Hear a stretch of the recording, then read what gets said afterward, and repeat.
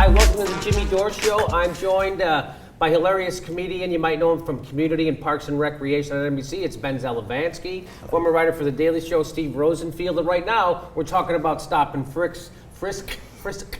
You know, the horrible racist policing policy that's taking place not in Montgomery, Alabama, or wherever Montgomery, but in Manhattan, right in New York City it's taking place. And they brought on Ray Kelly, who's the police chief in New York City, to talk with David Gregory, and he introduces the guy who's in charge of instituting a racist policing policy, and here's how he introduces him.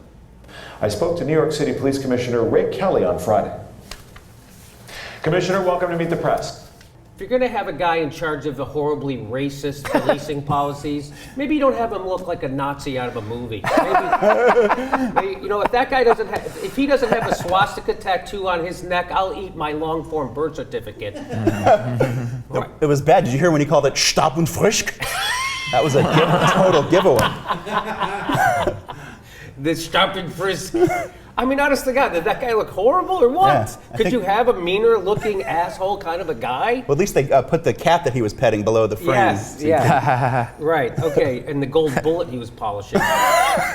Okay, so David Gregory has a very tough... Now, the problem, again, with the stop and frisk is that the news media, for whatever reason, isn't really doing their job. They kind of ask softball questions. You think I'm kidding? Let's watch David Gregory's first question. You have a debate for who's going to be the next mayor of New York City. If a program like Stop and Frisk is abandoned, will people die? Not to put too fine a point on it. Yeah, you know. Wow. Hey, if we start treating blacks and Hispanics the same way we treat whites, won't they murder us? That's a couple of white guys sitting around and talking this through. Yeah, that's what happens. Won't people die? People die. I think even People Ray will Kelly's probably die. like, well. People die. They do die. That's true. I think, Yeah, Think Ray about Kelly's it. like, David Gregory, I think you're a little bit more into this than even we are. Are you kidding me? Yeah, so David Gregory goes on. Let's see what the next clip is. So people will die. Now, he shows him, he talks about 88% of all the people stopped are found innocent. No, there's no further, so the police stop them, frisk them, nothing wrong. They don't have pot on them or nothing. And they have to so 9 out of 10 people that the cops stop and frisk are innocent of any crime, which kind of sounds like harassment. I don't know, maybe, especially if 8 out of 10 of those people are black or Mexican or Hispanic, right? So he gives them this, he goes, hey, 9 out of the 10 people you're stopping are completely innocent. Doesn't that mean that you should maybe slow this down a little? And let's watch Ray Kelly's response. Of people not doing anything wrong, does that not say to you as the commissioner of the police, we're doing too much of this? No. No. Yes, not. No, are you fucking kidding me? Asked and answered. Yeah, thank you very much. Next question. Well, I don't know. 1 out of 10 people that they stop and frisk is guilty of something. Yes. So, like, is that, I don't know, is that good? Is that like a high? I don't think that's good. Like, say, I don't know, like, say you're like a baseball player and you're batting 100.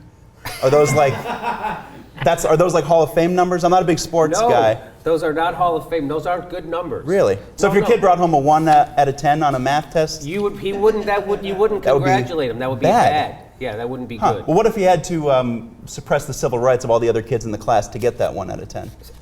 Then would it be okay? Yeah, I think so now. Okay. I'm not sure. All right, I think I got it. Okay, yeah, now you're starting to get it. Yeah, sure. I'm okay with this. Okay.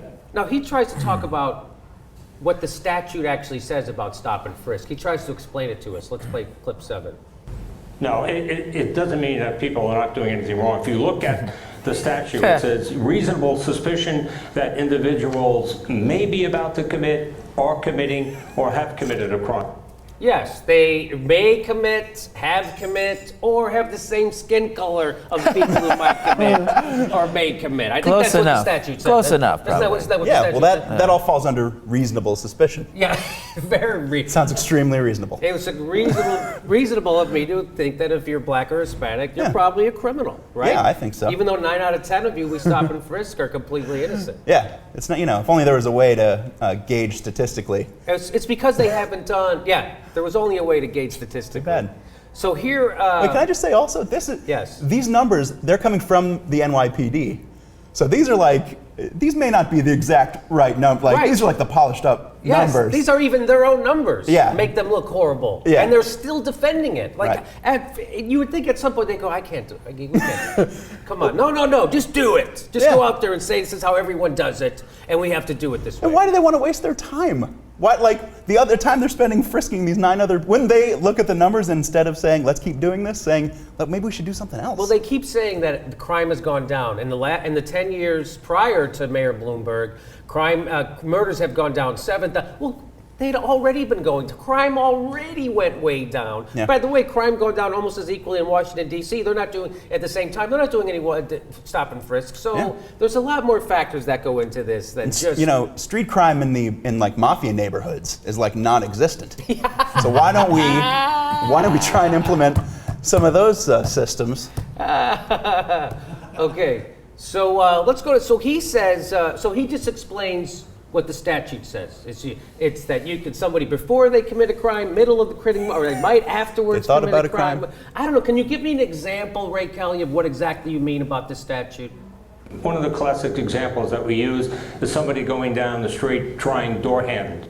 Yeah, so if it's a white guy trying door handles, he's probably a neighborhood watch captain, and he's checking to make sure all the doors are locked. But if he's a black or Hispanic, Yeah. Well, I would suggest, let's get rid of the stop and frisk policy. If you see somebody trying doorknobs as they walk down the street, what about the stop policy? You got a cop there, have him say, hey, stop. yes, just do that. There's a cop standing right there, Right there. watching people check doorknobs. And if you don't frisk that guy, he's gonna bust into one of those houses. Just say, hey, stop. There's a policeman here. That's it. No frisk necessary. Send him on his way. Let me say this. The nicest thing you can say about Ray Kelly in this interview is he hasn't used the N-word yet. That's all I'm saying. Not out loud. Not out loud, but it's implied. Do we have footage of the green room?